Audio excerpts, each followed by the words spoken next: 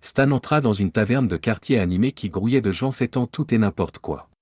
C'est la voix tonitruante d'Edward qui perça le brouhaha des conversations avant même qu'il ne puisse passer commande. Les boissons sont pour moi. Un chœur retentissant d'acclamations éclata, ce qui entraîna une attente au bar. Après s'être procuré une boisson, Stan s'est approché d'Edward. Je suis reconnaissant pour la boisson. Quelle en est la raison? Il n'y a pas moyen, mon ami. La réponse d'Edward fut, Emma et moi célébrons notre divorce, et Emma leva son verre en accord avec la déclaration d'Edward. Il parut perplexe. L'un de vous ne devrait-il pas être malheureux? Trouvons un endroit plus calme, proposa Edward en les conduisant à une table lorsqu'ils furent dans les parages.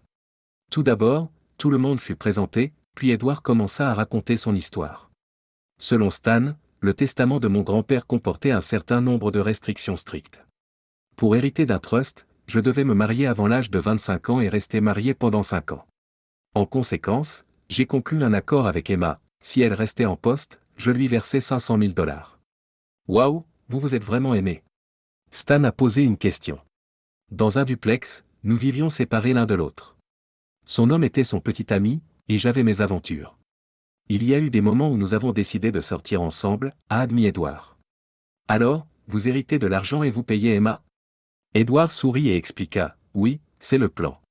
Stan a attiré l'attention sur le fait que de tels trusts contiennent généralement une clause qui empêche la fraude. Une clause contre la fraude? Le visage d'Edward changea et il sembla soudainement incertain. Oui, il y a ce truc où si quelqu'un simule un mariage pour obtenir un trust, c'est nul et non avenu. Tu es sérieux? Je ne crois pas que cette clause soit incluse dans ma fiducie. Tu en es certain? Dans une certaine mesure. Même si c'est le cas, il est possible que seul son petit ami soit au courant de notre rencontre. Et moi? Ce n'est pas vous qui êtes sans cause. La question est la suivante, pourquoi le feriez-vous? Disons que je suis l'avocat de la succession de votre grand-père. Oh, mon Dieu! Comprenez que je plaisantais à propos d'Emma et moi. Nous étions mariés depuis 5 ans à ce moment-là. Faites un vœu solennel. S'il vous plaît, épargnez-vous l'ennui supplémentaire de mentir. Y a-t-il un moyen de te faire oublier ce que j'ai dit? Alors que je me rendais là-bas. Vous n'êtes pas ma personne préférée, et je ne voudrais pas que l'organisation caritative prenne cet argent si je vous dénonce. Ton grand-père n'était pas ma personne préférée. Pensez-vous pouvoir me faire une part du gâteau? À moitié? En aucun cas. J'ai travaillé avec elle et un faux mariage pendant un temps excessif. Cet argent m'appartient. D'accord, c'est la moitié ou rien. Puis Stan s'est levé pour partir. Attendez. Qu'est-ce que tu dirais de 40% pour toi? Très bien, il n'y aura pas de marchandage. Un ensemble de bitcoins de 60% et 40% doit être préparé par votre avocat. Donnez-moi le code pour la remise de 40% sans le regarder. D'accord. Une présentation des termes du trust a été faite par l'avocat principal lors de la lecture du testament. Cette présentation a confirmé que le petit-fils avait rempli toutes les conditions. Il a précisé que le trust serait transféré en bitcoin et a donné à Edward les informations relatives au compte. Peu avant la fin de la discussion, Edward a discrètement divulgué les informations relatives au compte de 40% de bitcoin à un avocat, qui est ensuite parti rapidement. Lorsque l'avocat principal s'est approché du petit-fils, il l'a félicité. J'espère que vous ferez bon usage de votre héritage. Merci. Puis-je vous demander quelque chose? Bien sûr, qu'est-ce qui vous préoccupe? L'homme à côté de notre assistant juridique, vous le connaissez. C'est un de vos collègues, n'est-ce pas? Je ne l'ai jamais vu auparavant. Histoire 2. La journée de travail avait été difficile. Depuis le lever du soleil jusqu'à son coucher, mon supérieur hiérarchique n'a pas cessé de me surveiller. Pour être honnête, j'étais sur le point de lui dire ce que je pensais et de quitter la pièce en claquant la porte. Ma voiture a crevé lorsque je suis arrivé au parking, ce qui a été la cerise sur le gâteau. Les écrous de roue étaient tellement durcis par la chaleur intense qu'il était pratiquement impossible de les déplacer. Comme si cela ne suffisait pas, le climatiseur refusait de se mettre en marche, ce qui fait que j'étais trempé de sueur lorsque j'ai finalement réussi à vaincre le pneu qui refusait de coopérer et à rentrer à la maison. Cependant, il n'y a eu aucun soulagement à la maison. Malgré le fait que ma femme était également de mauvaise humeur, je me suis efforcé de rester seul et de ruminer mon irritation. Cependant, elle a réussi à toucher un point sensible avec un commentaire qui a donné lieu à un désaccord particulièrement vif. En raison de l'intensité de la situation, j'ai fait plusieurs déclarations que je regrette aujourd'hui. Après une conversation furieuse, elle a fini par pleurer et s'est enfermée dans la chambre à coucher. Pendant ce temps, j'étais assis dans le salon, furieux, en train de boire une bière. Le repentir a commencé à s'installer au fur et à mesure que la colère s'est estompée. Je sentais que j'étais allé trop loin. En me dirigeant vers la chambre à coucher, j'ai rassemblé mes idées pour m'excuser et demander pardon. Mais alors que j'approchais, la porte s'est soudain ouverte et ma femme se tenait là, 2 valises à la main. Je suis resté planté là, accablé de regrets, alors qu'elle passait devant moi et qu'elle me jetait un regard en passant. C'est en sortant de la maison par la porte d'entrée qu'elle m'a lancé ces remarques. Désireux de me racheter, je me suis lancé à sa poursuite, mais elle n'a pas voulu m'écouter. Alors qu'elle se jetait dans la voiture, des larmes coulaient sur ses joues.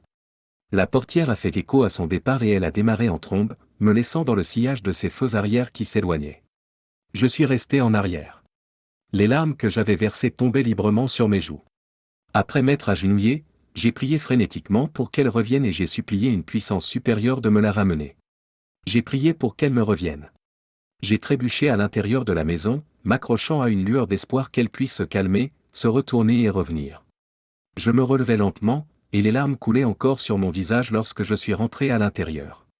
Je ne supporte pas l'idée de la perdre car je suis dépendante d'elle et je l'aime au-delà de toute compréhension. Quand je pense qu'elle va retourner chez ses parents, qui sont à 200 km, je suis prise de panique parce que je sais que si elle dépasse une certaine distance, elle sera partie pour toujours. J'essaie toujours de la joindre en appelant son numéro, mais elle ne décroche jamais. L'idée que j'ai perdu la personne que je chéris le plus me fait paniquer. Alors que je lutte contre ma propre incapacité, je me retrouve aéré sans but dans les pièces vides. Je suis perdu et je n'ai aucun sens de l'orientation. Je suis toujours seul, enfermé dans une boucle de larmes et de prières, et 1 heure s'est écoulée depuis la dernière fois que j'ai parlé. En entrant dans le jardin, je suis le premier à voir la balançoire que j'ai accrochée aux chênes robustes en signe de mon affection pour elle. Alors que je migrais qu'à soi, un flot de souvenirs m'envahit, chacun d'entre eux étant une démonstration de l'amour que je porte à ma femme, et un sentiment de honte m'envahit. Qu'est-ce qui a pu me pousser à la traiter de la sorte? Pour moi, ce fut le pire jour de ma vie. J'ai eu l'impression que toutes mes tentatives étaient vouées à l'échec. Tout a commencé avec une chemise rouge qui s'est retrouvée dans les blancs, ce qui a tout fait virer au rose. Ensuite, en faisant la vaisselle, j'ai accidentellement lâché une assiette, qui s'est brisée et est tombée sur le sol. Je suis allé au supermarché pour faire des courses, mais en arrivant, je me suis rendu compte que j'avais oublié d'emporter mon chéquier. J'ai perdu mon temps à faire l'aller-retour. Et pour ajouter l'insulte à l'injure, pendant que je rangeais le lait, il est tombé par terre et s'est répandu partout quand il a touché le sol. Mon mari venait de rentrer à la maison et j'étais déjà de mauvaise humeur. Je me suis efforcé de lui expliquer mes griefs, mais il les a ignorés, ce qui n'a fait qu'accroître mon agacement. J'ai dit quelque chose dont je ne me souviens plus exactement, mais qui a suffi à déclencher une grande discussion.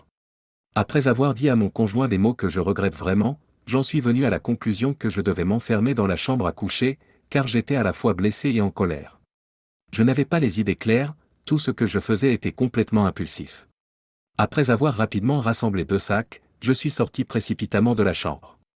Lorsque mon mari s'est approché, je l'ai regardé et je l'ai défié silencieusement de se rapprocher de moi un instant. Bien qu'il ne l'ait pas fait, j'ai quitté le bâtiment en toute hâte et j'ai annoncé que je partais. Le fait qu'il m'ait suivi et qu'il ait tenté de s'excuser n'a fait que me faire pleurer davantage. Pour m'enfuir au plus vite, j'ai embouti la voiture et j'ai démarré en trombe. Bien que le téléphone ait commencé à sonner, j'ai choisi de l'ignorer. N'ayant pas d'autre option, j'ai foncé vers la résidence de mes parents. Au bout d'une 30aine de kilomètres, j'ai commencé à éprouver un sentiment de sérénité et à contempler les événements flous qui s'étaient déroulés. Seules les choses désagréables que j'avais dites me revenaient à l'esprit, je n'arrivais même pas à me souvenir du cœur de notre dispute. La honte a commencé à m'envahir. Je me souviens encore très bien de l'avoir aperçu dans le rétroviseur, les larmes coulant sur son visage alors qu'il s'agenouillait et me regardait partir. Je constate que mes pensées reviennent constamment à mon mari, celui qui est le plus important dans ma vie. La révélation me vient tout d'un coup, je ne peux tout simplement pas supporter de vivre sans lui. Un élan de détermination m'envahit, je fais rapidement marche arrière et je rentre chez moi. Je suis déterminé à me racheter auprès de la personne qui est l'amour de ma vie. Lorsque j'arrive enfin à la maison, je me précipite à l'intérieur et fouille chaque pièce, mais je ne le trouve nulle part. L'angoisse commence à m'envahir. Désespéré, je jette un coup d'œil dans le jardin, où la lumière commence à baisser et où sa silhouette est visible. J'avais insisté auprès de lui pour qu'il accroche la balançoire aux chaînes robustes, il est actuellement placé sur la balançoire. Je me faufile hors de la maison et m'approche de lui par derrière en silence. Je l'observe, des larmes coulent sur son visage et mon cœur se serre. Je suis rempli de tristesse parce que j'ai terriblement maltraité cet homme absolument magnifique. Dès que je commence à pleurer, je remarque que ses épaules se crispent. Lorsque le mari s'est levé, il a entendu un bruit derrière lui. Il s'est retourné et a vu sa femme chérie en larmes. Dès qu'il s'approche d'elle, elle se jette dans ses bras. La tentative de réparation s'accompagne d'un mélange de larmes, d'excuses et de baisers. Dans la précipitation, il lui enlève ses vêtements et l'emmène dans leur chambre à coucher, tout en la portant dans ses bras. Une fois au lit, leur passion se ravive. Ensuite, ils engagent la conversation, discutent de la suite des événements qui ont conduit à leur désaccord et évoquent les hauts et les bas de leur journée. Il devient alors évident qu'ils ont perdu de vue leur trésor le plus précieux, à savoir l'amour qu'ils éprouvent l'un pour l'autre. Ils s'engagent solennellement à ne plus jamais le perdre. Ils ravivent leur relation étroite, ce qui contribue à renforcer leur lien. Lorsqu'ils se sont endormis cette nuit-là, ils étaient enlacés l'un à l'autre et se tenaient fermement l'un l'autre.